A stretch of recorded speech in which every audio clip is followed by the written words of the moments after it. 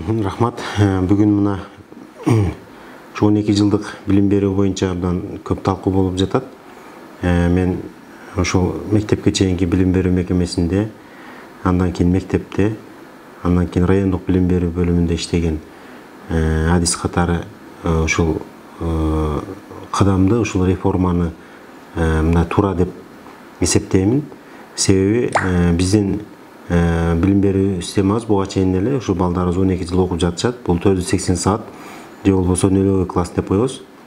Ушул жерде 480 саатта окуган балдарыбыз балдар бакчасында же мектепте окуп, же окубай биринчи класска келип жатат дагы.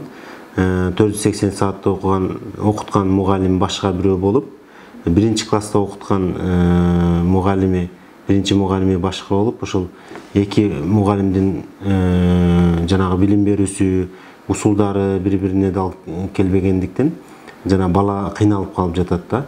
Анан ошон менен бирге эле биринчи класска жарым бала тамга таанып, жарымы тамга тааныбай биринчи класска келип, ошол жерде дагы бир топ көйгөй болот.